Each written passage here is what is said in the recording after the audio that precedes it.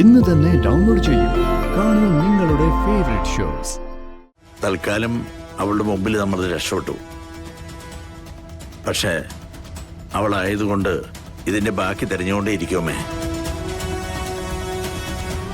കേൾവിയിലും കാഴ്ചയിലും ആരെ അതിശയിപ്പിക്കും നിർമ്മല. സംസാരമൊക്കെ സൂക്ഷിച്ചു മതി. ഗവൺമെന്റ് ഓഫീഷ്യൽസിന്റെ മുന്നിൽ ചെന്നിട്ട് അവൾ എന്ത് ചെയ്യാനാ? ഓ, വെറുതെ മറ്റുള്ളവരെ നാണം കെടുത്താനായിട്ട് ഞാൻ ഇതൊന്നും വിശ്വസിക്കില്ല. കൃഷ്ണയ്ക്ക് ഉന്നത വിദ്യാഭ്യാസത്തിന്റെ കുറവുണ്ട് എന്ന് കരുതി അവൾ നമ്മൾ കരുതും പോലൊരു പെൺകുട്ടിയല്ല. അവളുടെ ബുദ്ധി പല ഘട്ടത്തിലും എനിക്ക് മനസ്സിലായിട്ടുണ്ട് മോളെ. She's great.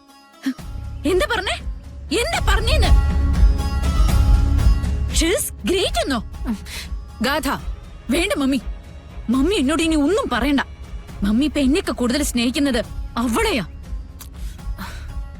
അവളെ കുറിച്ച് നല്ല വാക്കുകൾ മാത്രമേ മമ്മിക്ക് പറയാനുള്ളൂ. പക്ഷേ ഞാൻ അവളെ വെറുതെ വിടുന്നു കരുതണ്ട. ഇതിനൊക്കെ ഞാൻ അവളോട് പ്രതികാരം ചെയ്തിരിക്കും. ഗാഥ മോളെ, മമ്മി എന്നെ പ്രൊവോക്ക് ചെയ്യല്ലേ? പ്രൊവോക്ക് ചെയ്താ ചിലപ്പോ ഇന്ന് തന്നെ മമ്മിക്ക് അവളുടെ മരണ വാർത്ത കേൾക്കേണ്ടി വരും.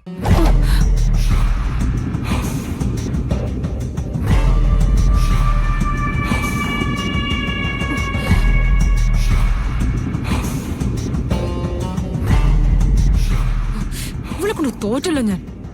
ഒരു കാര്യമില്ലാതെ ഏത് സമയം പിണങ്ങിക്കൊണ്ടിരിക്കും. ഇനി ഇതിന്റെ പിന്നാലെ നടക്കാൻ ഞാനില്ല. വാശിയെങ്കിൽ എനിക്ക് വാശിയാ.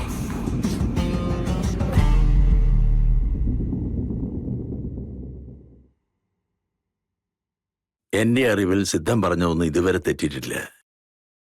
പക്ഷെ ഇക്കാര്യത്തിൽ എന്തോ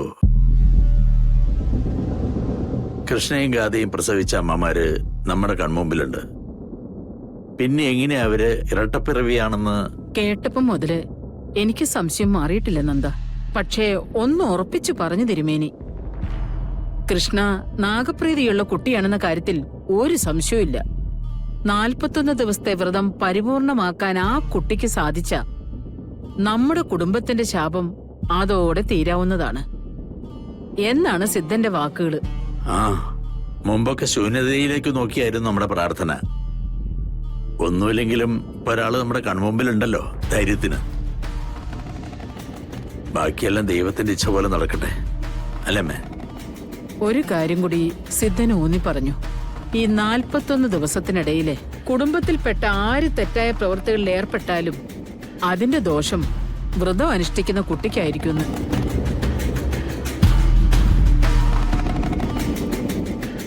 ഞാനും നീയും ചിന്തിക്കുന്നത് പോലെ കുടുംബത്തിലെല്ലാവരും ചിന്തിക്കുകയാണെങ്കിൽ കുടുംബത്തിൽ ഒരു പ്രശ്നം ഉണ്ടാവില്ലായിരുന്നു.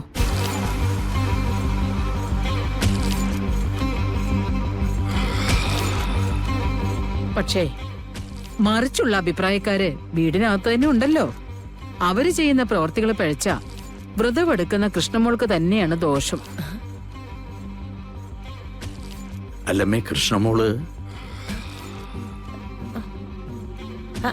ആരാ കൃഷ്ണമോള്?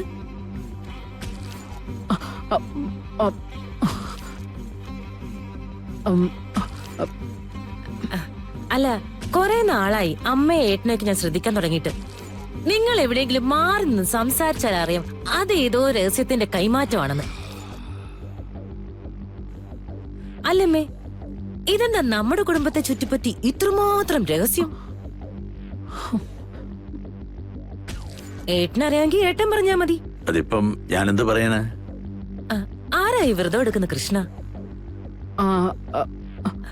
അല്ല, നവീന്റെ ഭാര്യയുടെ പേര് ഗാദി എന്നല്ലേ? അത് പിന്നെ അല്ല, നിനക്ക് എന്താ നിർമ്മല അറിയേണ്ടത്? വ്രതം എടുത്തോണ്ടിരിക്കുന്നത് കൃഷ്ണയാണെന്ന് അമ്മ പറഞ്ഞല്ലോ. അതുകൊണ്ട് അമ്മ എന്താ ഉദ്ദേശിക്കുന്നെന്ന് ഇങ്ങോട്ട് പറഞ്ഞു തന്നാ മതി. എത്തി നോക്കാൻ പഠിച്ചാ പോരാ. എന്തെങ്കിലും കാര്യങ്ങൾ കേൾക്കുകയാണെങ്കിൽ അത് മുഴുവനായി കേട്ടിട്ട് വേണം പ്രതികരിക്കാൻ. നന്ദ, ഇവിടെ വ്രതം എടുക്കുന്ന കൃഷ്ണയാണെന്ന് ഞാൻ നിന്നോട് പറഞ്ഞു.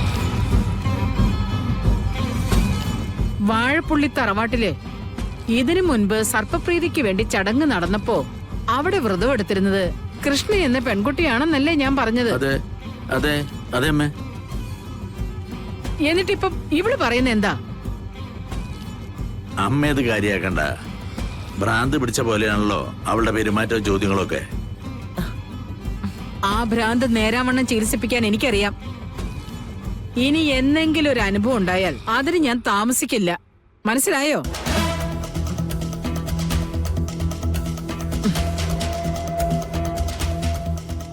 നാഗദോഷം വാങ്ങിച്ചു വെക്കുന്നവർക്ക് ആ ഒരു ജന്മം മാത്രമല്ല, അടുത്തടുത്ത പരമ്പരകൾ വരെ പ്രായശ്ചിത്തം ചെയ്തുകൊണ്ടേയിരിക്കണം. നീയും നിന്റെ മോളും കൂടി ഇവിടെ കാണിച്ചു കൂട്ടുന്ന വേഷം കെട്ടുണ്ടല്ലോ, അതിന്റെ പേരിൽ ഏതെങ്കിലും വിധത്തിൽ പൂജകൾക്കൊരു വിഘ്നം ഉണ്ടായ നിർമ്മലെ, ഇത്രയും നാള് നിന്നോട് ക്ഷമിച്ചതുപോലെ അത് ക്ഷമിക്കാൻ എന്നെ കൊണ്ട് പറ്റില്ല.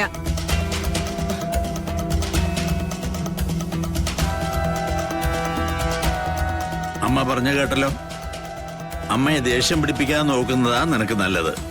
അല്ലെങ്കിൽ നീയായിട്ട് തന്നെ കളരിക്കൽ നിന്നോ പുറത്തേക്ക് നിനക്കുള്ള വഴിവിട്ടും.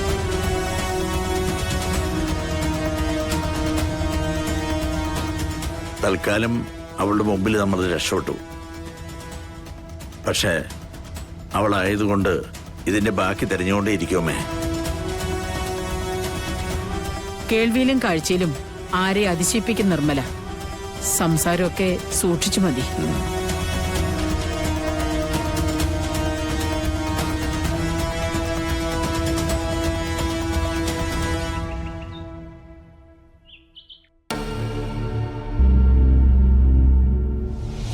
ഞാൻ ഇവളെ വെറുതെ വിടുന്നു കരുതണ്ട.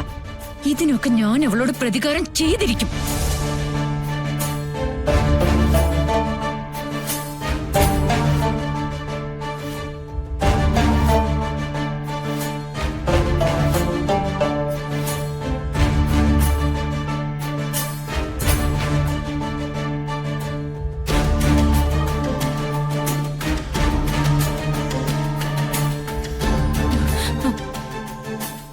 സിനി, മോളെവിടെ? മുറിയിലുണ്ടാവും മാം. കുറെ നേരമായിട്ട് ഇവിടെ ഒന്നും കണ്ടില്ല. എന്ത് പറ്റി മാം? കുറെ നേരമായിട്ട് കണ്ടിട്ടില്ലേ? നിന്നോട് അവളെ ശ്രദ്ധിക്കണമെന്ന് ഞാൻ പറഞ്ഞിട്ടില്ലേ? മുറിയിലേക്ക് ചെന്ന് കയറിയ ഗാഥ മാഡം ദേഷ്യപ്പെടുമെന്ന് കരുതി. അവള് ദേഷ്യപ്പെട്ട അത് കേൾക്കണം. അതിനാ ശമ്പളം തന്ന് ഞാൻ ഇവിടെ നിർത്തിയിരിക്കുന്നത്. ഈ വീട്ടിൽ നിറയെ ആളുകളുണ്ട്, പക്ഷെ റൂമിലിരിക്കുന്ന ഒരാളെ ശ്രദ്ധിക്കാൻ ആളില്ല.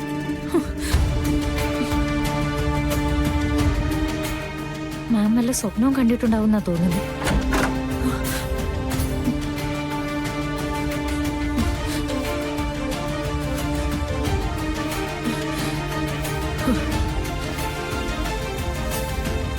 മോളെ, മോളെ, മമ്മി എഴുന്നേറ്റ് പോ. മമ്മിയോട് എഴുന്നേറ്റ് പോവാനല്ലേ ഞാൻ പറഞ്ഞേ. മമ്മി വെറുപ്പായോ നിനക്ക്? മമ്മിക്ക് എന്നോടല്ലേ വെറുപ്പ്?